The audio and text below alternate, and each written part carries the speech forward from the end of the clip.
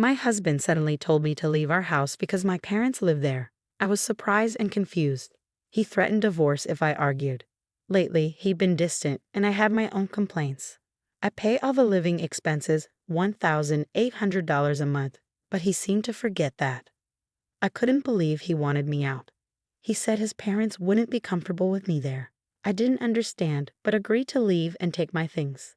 He was happy when I agreed and left. I called a resale shop right away. My name's Emily. I live with my husband, Robert, who's a bit older than me. We met through friends and hit it off right away. One day, we hung out together and Robert mentioned he wanted to be a voice actor. His voice was really nice and I liked listening to him. We swapped numbers and decided to spend more time together. Eventually, we started dating without really talking about it. I was young and just out of college, so maybe I liked the idea of being with someone older and more experienced. It felt like a grown-up romance to me. My best friend Ashley was worried about me dating someone 5 years older than me. But I told her it was okay because lots of people have relationships with an age gap these days. I really liked Robert, and he liked me too, so I wasn't concerned. After dating for about 3 years, Robert brought up the idea of getting married. I'd already told my parents about him, including the age difference, so they were curious to meet him. With all this talk, I wondered when he'd propose. He ended up popping the question during one of our relaxed hangouts at my apartment. It wasn't the most romantic setting, but it felt like Robert, and I was happy with it. When Robert proposed, I said, "Sure, let's get married." It was a bit casual, maybe for both of us. After that, we visited each other's parents, but honestly, I didn't click with Robert's family. When we went to his family's house, it was filled with what seemed like old stuff, maybe antiques, but they looked like replicas or fake pieces to me. When we entered the living room and met Robert's parents, they were wearing expensive branded clothes and flashy jewelry. They seemed like a typical rich couple. It was clear our tastes and values didn't match. Robert's mother even made a rude comment about my appearance, which shocked me. But I figured as long as Robert and I were happy, I didn't have to deal with his parents too much. After we got married and moved into our condo, Robert seemed anxious one day. He asked about a woman in a blue dress at our wedding. I was confused. I replied, "There were a few guests in blue dresses, so I'm not sure who you mean." Robert clarified, "The one who gave a speech as your best friend. Was it Ashley?" Realizing I said, "Yes, Ashley wore a blue dress." Robert sighed, "So it was Ashley. Why are you so interested in Ashley?" I inquired, noticing his flustered demeanor. Robert explained, "Oh, it's nothing serious. I thought I saw someone who looked like her the other day, and it reminded me of her speech at our wedding." His sudden interest in Ashley puzzled me, but before I could ask more, he chuckled and brushed it off, retreating to his room. Later, Ashley called me with news. "Hey, Emily, my boyfriend's coming back to the US next year." Ashley had been dating her boyfriend since high school. They knew each other since elementary school, but he moved away in middle school. Since then, they wrote letters to each other. They reunited in high school, and that's when he confessed his feelings for her. I loved hearing Ashley's love stories. Despite her boyfriend working abroad for years, the relationship stayed strong. He'd been transferred to an international branch after working for a few years in the US. Even with the distance, they stayed close and communicated regularly. "Do you think he'll propose when he comes back, and then you'll get married?" I asked. Ashley laughed. "Emily, you always jump to conclusions. Just make sure to invite me to the wedding. I'll give a great speech. After your touching speech at your wedding, I'll need you to do the same at mine. But don't set the bar too high." We chuckled together over tea, knowing we could talk about anything, trusting each other completely. Whenever one of us had a problem, the other was always there to listen and support. Around this time, I noticed Robert was coming home later and later. "Working late again today," I remarked. "Yeah, you don't think I should work just because we're married," Robert responded. Even though we were married, Robert still pursued his dream of becoming a voice actor. He worked part-time jobs to support his studies, but didn't see immediate results. All the money he earned went into his voice acting classes, so I covered our living expenses. Because of this, we couldn't say much together. After a while, I realized Robert wasn't willing to give up on his dream for our family's sake. I couldn't shake off my worries about Robert working so much overtime. His long hours added to my concerns. "Hey, it seems like you've been working a lot lately. Aren't they making you do too much overtime, especially for a part-time job? I voiced my worry. I've got it under control. More money never hurts. Just focus on yourself, Robert replied sharply, shutting down the conversation. By this point, Robert had stopped using my name and only referred to me as you. When we got married, I thought he'd speak to me kindly and often. But after the wedding, his words became harsh most of the time. His once gentle, deep voice now sounded rough, likely from drinking too much. Aspiring voice actors need healthy throats, so I worried about his well-being, but he didn't seem to care. Gradually, he started avoiding me, even ignoring me at home. That's when Ashley called, wanting to talk. Since I had my own worries, I suggested meeting up. We chose a karaoke booth to chat privately. Ashley seemed cautious, picking a room where she could see the staff from the door. Why did you choose this room specifically? I asked. Yes, I chose the spot because I wanted the staff to keep an eye out for any suspicious individuals lurking nearby. Ashley explained. Suspicious person? Is that related to what you wanted to talk about? I asked. Ashley nodded, explaining that she felt like someone had been following her since she quit her job a month ago. Even on her days off, she sensed someone trailing her. She chose a room where the staff could easily see to prevent the person from eavesdropping on our conversation. Have you spoken to the police about this? I inquired. I tried, but since there's no actual contact, they can't do much. What about your boyfriend? He's coming back in a month. I thought I'd discuss it with him too, but I wanted to first talk to you, someone close by, Ashley explained. Ashley hadn't seen her stalker clearly because she was too scared. She didn't know if it was a man or a woman. So I decided to keep an eye out and identify the person following her. Through that, I discovered who it was. Although I couldn't talk to Ashley about my relationship issues with Robert, it turned out that the one stalking her was none other than my husband, Robert. He claimed to be working late every day, but he would actually wait near Ashley's workplace after his shift ended and follow her when she left. It was shocking to realize that someone so close to me was scaring my best friend. When I discovered the truth, I was devastated.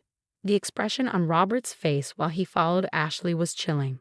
He had this creepy, unsettling grin. I had fallen in love with and married this man. But in that moment, all the love I felt for him vanished instantly. I confided in Ashley and urged her to move as soon as possible. With the help of her coworkers, she arranged for someone to drive her from the underground parking lot to her new place. After Ashley and I took these precautions, Robert's frustration grew, and one day that frustration boiled over. Since my parents will be staying here, you need to go back to your parents' house, Robert suddenly announced, convinced he was making sense. Do you have an issue with that? If you disagree, I'm okay with getting a divorce, he added, starting to assert his position. While I had many complaints about him and had even considered divorce, I didn't think he could just throw me out of our home. After all, I'm the one paying $1,800 for our monthly expenses. I wondered if Robert even remembered that as I looked at him skeptically. His patience wore thin as he lost his temper. Just leave already. My parents can't move in if you're still here. Why do I have to be the one to leave?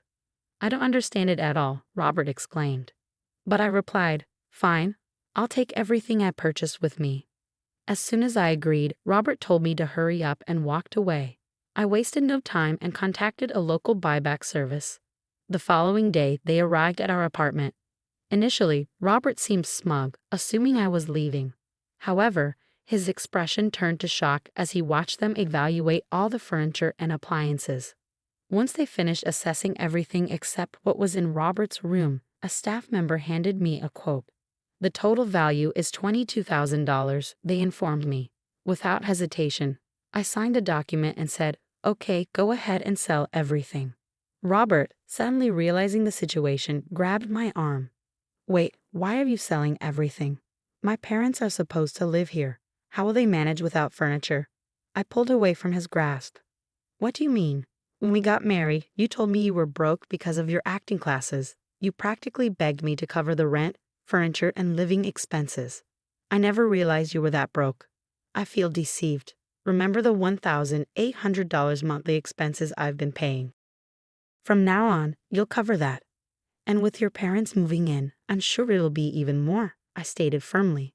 Robert's face turned pale, but he quickly tried to regain his composure. Thought you could bring up money and I'd back out of the divorce? Who do you think you are? I've already found a wealthy woman, Robert said defensively. As I processed Robert's revelation about his close relationship with a wealthy woman, it dawned on me that he might have been referring to his stalker-like behavior towards Ashley. If that was his idea of being close, then Robert was seriously deluded. Ashley indeed came from a wealthy family. Her grandfather was a successful businessman, and her father now runs the family business. Ashley was the epitome of a perfect heiress, yet she never flaunted her wealth. She lived modestly like me and our friends, and nobody judged her based on her family's money. It seems Robert had learned about Ashley's affluent background and decided she'd be a better match for him. Could he really believe that wealth determined someone's worth, especially when it came to marriage? That thought infuriated me. However, I knew Ashley would never consider marrying Robert. Ashley's longtime boyfriend, whom she's been with since high school, is returning to the States soon. They'll probably get married, I stated. Robert was stunned to hear that he wasn't considered close to Ashley and that she found his behavior creepy. But I always walked Ashley home, he insisted. You should consider yourself lucky you weren't reported to the police, I retorted. But I didn't know she had a boyfriend. He's been abroad, Robert protested. They've been pen pals since elementary school and apparently talk almost every day. And unlike you, who's only been working part-time jobs, her boyfriend is a successful man recognized even by her father, I asserted firmly. Robert looked defeated as I spoke. Once the buyback workers had taken all the furniture and appliances, he seemed to regain some composure. I guess you're all I have left. You'll support my dream of becoming a voice actor forever, right? He asked, trying to strike a charming pose. I gave him a cold stare and replied, "Excuse me.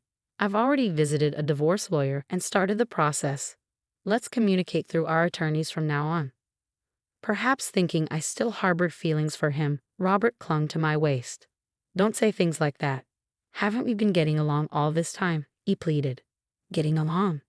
Ever since you found out about my best friend Ashley being a wealthy heiress, you've been distant and started hanging around her. I realized marrying you was a mistake right after I said I do, I declared."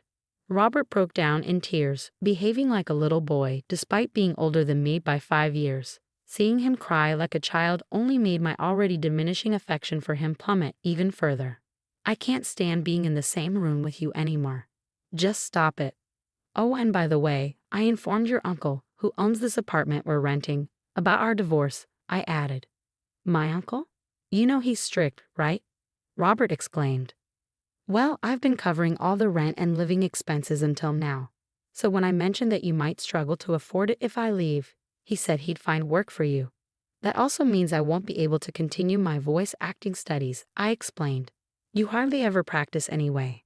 Maybe it's time to face reality. And if you try to approach Ashley again, I'll report you to the police right away." "Goodbye," I stated firmly. I left the house with a firm resolve to never look back. My immediate plan was to return to my parents' house. But I also considered finding a new place closer to my job if the opportunity arose. As for Robert, it appeared his uncle followed through on his promise and found him a job at his company. Soon after, Robert's parents, who had been planning to rely on their son's marriage to the wealthy heiress, also moved into the apartment and began working for the uncle's company. It seemed like taking advantage of others ran in the family. I felt relieved to have escaped from such a toxic environment. While age difference didn't matter much to me, I realized the importance of choosing my next partner more carefully. On a brighter note, after everything with Robert had settled, I received a wedding invitation from Ashley herself. She introduced me to her longtime boyfriend, and I genuinely wished them all the happiness in the world. While my first marriage didn't work out, I hoped that Ashley's marriage would be a lasting and happy one for many years to come.